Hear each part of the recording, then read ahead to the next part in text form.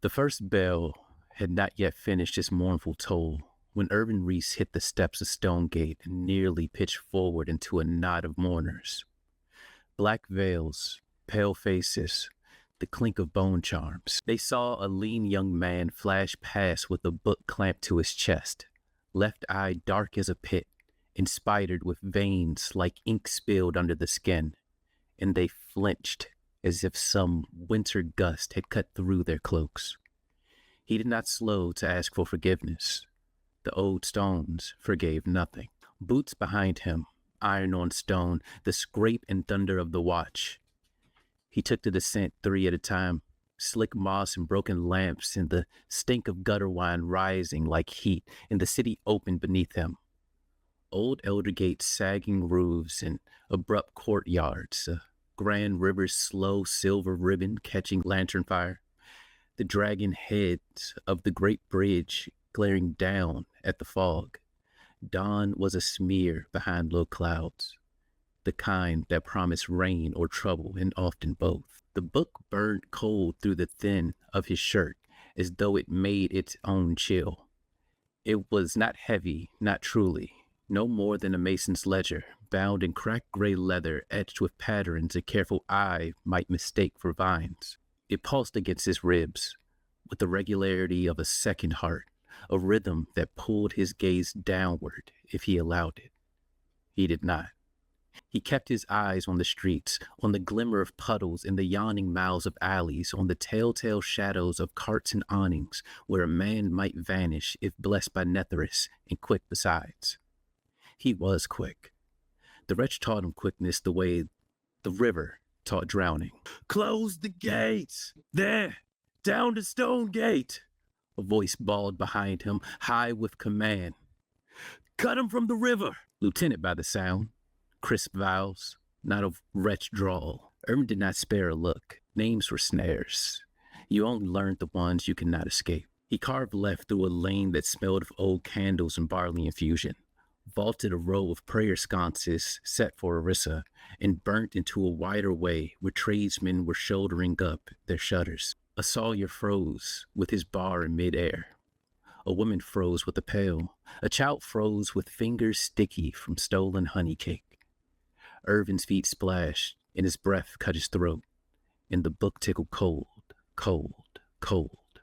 A bell tolled again, somewhere above, and its 7th strike rang in his bones. "Luck bell," the old woman said.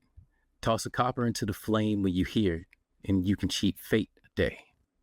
Irvin had no copper and less time. He slid down a stair pitted with centuries, hands skimming damp railstone, and the world wavered.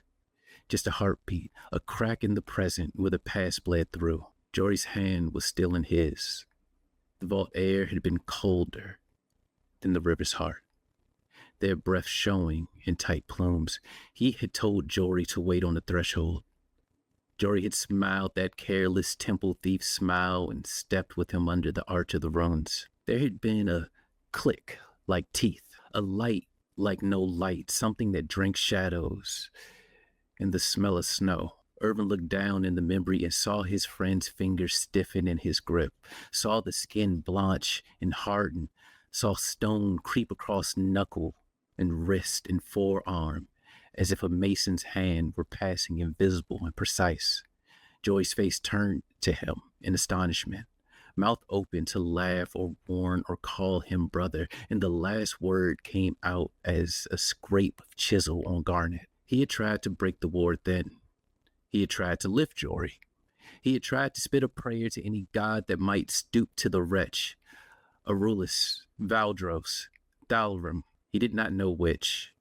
And each word came back iron and empty. The runes flared once, as if in mockery, and the vault door had begun to close with a slow stone patience that did not recognize panic. The book had been on the plyth. He had not meant to touch it. His hand had done so for him. A shout tore the memory and threw him back into his body. On him! A crossbow thumbed to his right.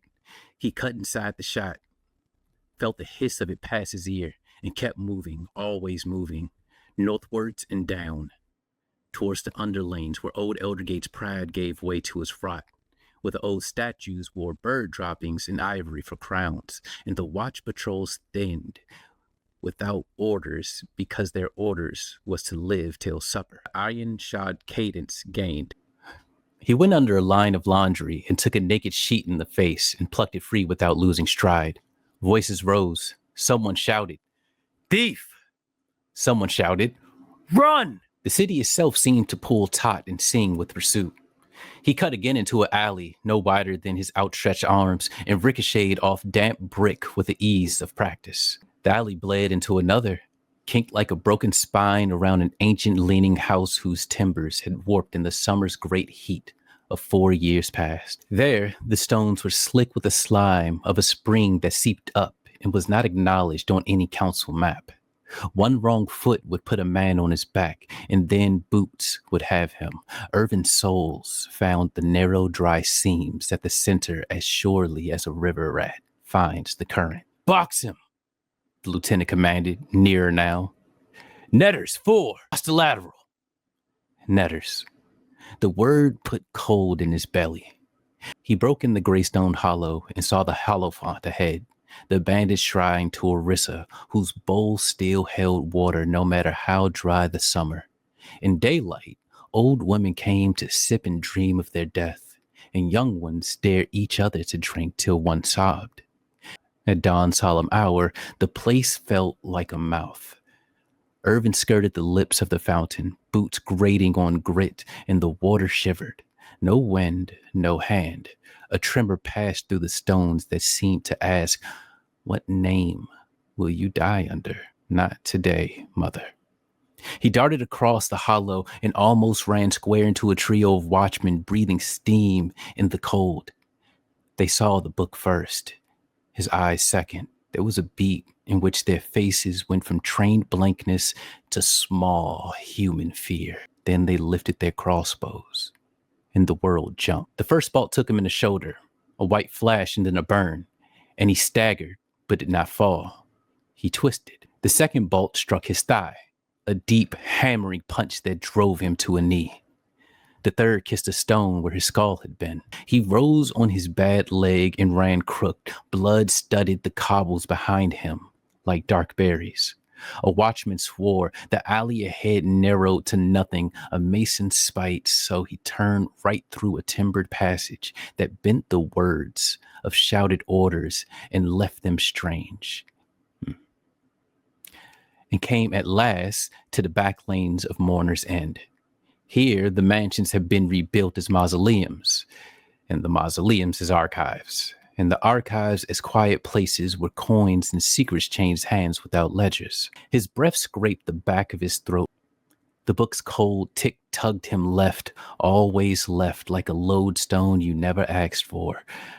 Irvin bit his tongue till he tasted iron and turned right out of spite. A wall, a dead one, high and flat and damp at the bottom where the river fog licked it each night. He could have wept.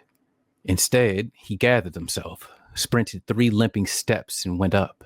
Fingers found hold as if carved for him. Silver of broken brick sliced his palm. He hauled, rolled a hip over the coping, and tumbled to the far side into a mitten piled high with cabbage rot and pages with pretty script that no one had wanted to read again. He lay there a breath. 2, 3. The boots found the far side of the wall. "Up," the lieutenant said. Calm, even, close. Irvin lurched to his feet. The thigh burned with each step. The shoulder throbbed thick as a drum. A hiccuping laugh tried to break loose in his chest. This limp, this stagger, this fool's fight through a city that had never once favored him. And he swallowed it because it would rob him of his air. He used the midden as a ramp and flung his body down the far slope into a narrow run that cut like a crack in a teacup between buildings with eyes for windows. A man stepped from a doorway to piss and nearly pissed on Irvin as he went by, had breath to spare for a curse and used it. The man shrank into himself, pipe clattering to the stone, and Irvin saw his own dark reflection in the puddle. The left eye, a slick, depthless black, where veins ran like branches down his cheek. He'd seen men with sick eyes before. Black rot took them, or ash fever that came off the anvil of unity in bad winds. This was not sickness. This was something else, and it was awaking him. The alley sped him into a small square where a statue of some forgotten patron peered up at the sky with an expression that asked nothing and expected less. A single hawker set his tray there already, covered against the damp with a cloth. Irvin smelled bread. Hunger flashed through him like a knife, ridiculous and petty and human in the face of all else. And sorrow answered it so sudden his head rang with it. He had loved the sugared twist they sold by Verdant Square, where rich students tossed coins like rain. Jory had said he'd meant to try them all before some jealous god noticed. Footfalls ringed in the square. In the arch behind him, 3 men. To his right, 2 more. A head under the statue, shaped like a shadow, and then the shadow became a man. The man was measured in iron, plate over mail, the folds of an officer's cloak thrown back, a sword that had known use, and his companion dagger drawn lazily as a yawn. The man smiled. He had a smile made for court, shallow, practiced, precise. "You run well," he said, as if they were alone together in a quiet room. "Most rats do." Irvin planted his feet and tried to say nothing. He found that something was saying something through him and closed his mouth before it learned to speak with his voice.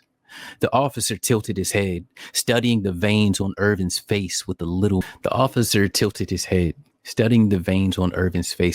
mo, like a connoisseur who had encountered a new spice in his stew. "That eye, in the book. You've been playing above your station, boy. The wretch breeds audacity, everyone knows that, but usually not enough to pry at the archive's lower locks." The archive. He's been right to run north then. The watch would have sealed the scholars' quarter from the river and sent their fastest wolves up through old Eldergate to cut him. His choices had been death in a net, death on a chain, or death with a little bit of wind in his lungs to last. "Voss Traynor," the lieutenant said, as if he were laying a card on the table. "Hammer of Eldergate, detached duty to the shield. You'll want to remember that, beggar. They'll ask you which of us put you down." "My mother taught me not to remember trash," Irvin said, because courage and stupidity tasted alike, and he had always been hungry. The words came dry. The laugh he had meant to hang them on did not arrive. Traynor's smile did not change. "Hold 'em." Crossbows rose. Irvin's thighs shook. He set the book against his chest and felt its quiet stroke. Heard, or thought he heard, something moving in the earth beneath the square, as if an old door were being tested in its frame. "Little gutter rat from the wretch," Traynor said, the phrase pleasant on his tongue. "If you'd have kept to your alleys and your old woman's purses, no one would have given a damn. But you went to a door no one opens, stole from a room you weren't meant to know. That makes you a lesson. I'm fond of lessons." He stepped closer. The dagger kissed Irvin's throat, cold as river slit. "Any final words?" Irvin thought of the hollow font, of Jory's hand turned to stone in his own, of his mother's breath wheezing like a bellow while the wretch breathed around her. He thought of the carved bird his father had given him and how he had tucked it into the seams of his shirt that morning before he told any lie. He thought of bread. The book beat cold. His eye ached hot. Something like a pressure built at the base of his skull, as if a storm had come to crouch on his shoulder. "Kill him," Voss Traynor said mildly. "Leave him in the gutter with others." The first crossbow sang. Irvin closed his eye, opened his mouth to say Jory's name, and then the whispers began. Okay, fuck. That was the opening prologue chapter. That was a lot. Damn, I did not know how exhausting and nerve-wracking and fun though narrating can be. I hope y'all enjoyed that. I am now going to take this live stream and then clip it and then cut it all together and put it into a video. So it's going to be all sexy. I got it right on the first time. Nobody will ever know about all my fuck ups. This is our secret. I hope y'all enjoyed it. And I don't know. I'll catch y'all later.